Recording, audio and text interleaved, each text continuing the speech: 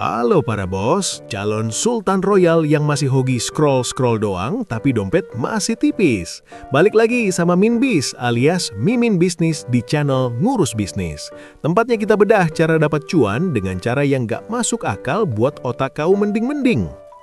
Minbis mau nanya nih sama para bos, pernah gak sih ngerasa zaman sekarang nyari temen yang beneran mau dengerin curhatan kita itu lebih susah daripada nyari parkiran kosong di mall pas weekend? Para bos curhat ke temen, malah dibales, itu mah mending, lah gue, halah, temen kayak gitu bukan dengerin, tapi lagi nunggu giliran buat adu nasib. Nah, di Amerika sana, ada orang-orang pintar atau mungkin agak sinting yang ngeliat fenomena temen gak guna ini jadi ladang duit. Nama bisnisnya Professional Listener alias jasa sewa temen curhat. Dan para bos harus tahu tarifnya berapa. Bukan dibayar pakai nasi bungkus atau sekedar ucapan makasih ya udah dengerin. Mereka dibayar jutaan per jam cuma buat dengerin orang ngomong. Eits, jangan emosi dulu. Minbis tahu para bos pasti bakal bilang, cuma dengerin doang dapat duit. Mending dengerin tetangga gibah tiap pagi gratis. Tapi dengerin Minbis ya, ini bukan sekedar dengerin gibah. Ini bisnis serius, ada pasarnya dan pelanggannya antre kayak mau beli iPhone baru.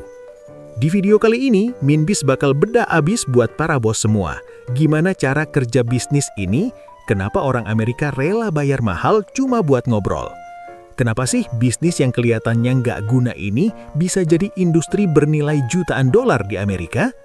Jawabannya simpel tapi ngenas. Kesepian itu komoditas paling laku di abad ini. Di Amerika sana, orang itu individualisnya minta ampun. Mau curhat sama keluarga, gengsi. Mau curhat sama temen, takut rahasianya bocor atau malah dijudge. Akhirnya apa? Mereka lari ke platform kayak Rent a Friend. Di sini, mereka nggak cuma nyewa orang buat dengerin, tapi para bos harus paham. Mereka nyewa privasi, keamanan, dan empati tanpa syarat. Para bos lihat angka di layar ini. Ini bukan gaji sebulan ya. Ini tarif per jam. Minbis nemu data, kalau rata-rata professional listener di sana pasang tarif $100 per jam. Bayangin, kalau para bos kerja 5 jam aja sehari, sebulan udah bisa kantongin ratusan juta. Cuma modal kuping yang berfungsi normal sama mulut yang nggak hobi motong pembicaraan orang. Tapi dengerin Minbis, jangan kira ini gampang. Menjadi teman curhat profesional itu ada seninya. Bukan dengerin sambil main slot atau bales chat pacar di bawah meja. Mereka pakai teknik yang namanya active listening. Mereka dilatih untuk memberikan validasi. Pelanggan bayar mahal karena mereka ingin merasa menjadi orang paling penting di dunia selama 1 jam penuh.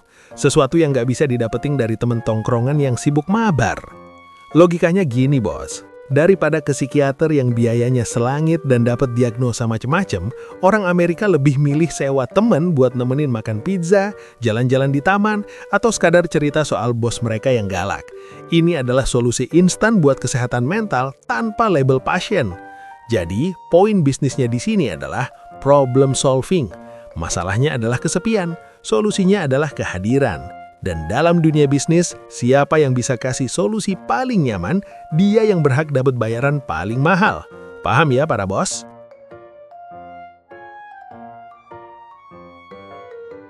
Sekarang pertanyaan besarnya, apakah bisnis ini layak diterapin di Indonesia?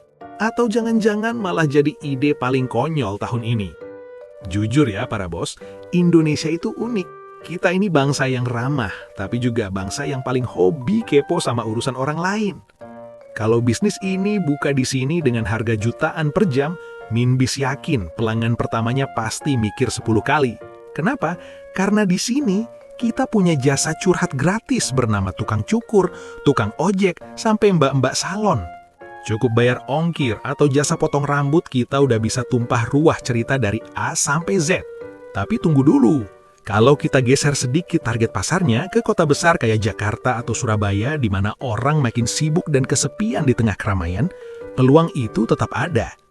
Bedanya, lu nggak bisa sekedar jual kuping. Di Indonesia, lu harus bungkus ini jadi layanan yang lebih berkelas. Misal, pendamping acara formal atau teman diskusi bisnis. Kuncinya cuma satu, gengsi. Orang Indonesia itu rela bayar mahal buat sesuatu yang kelihatan mewah dan eksklusif. Jadi, kalau lu cuma buka jasa teman curhat di pinggir jalan, ya siap-siap aja cuma dibayar pakai gorengan dan es teh manis. Intinya, bisnis aneh di Amerika bisa jadi inspirasi, tapi jangan ditelan mentah-mentah. Modifikasi sesuai kearifan lokal. Kesimpulannya apa? Bisnis ini punya potensi 50/50. Berani coba? Kalau gagal ya jangan curhat ke Minbis, bayar dulu dong.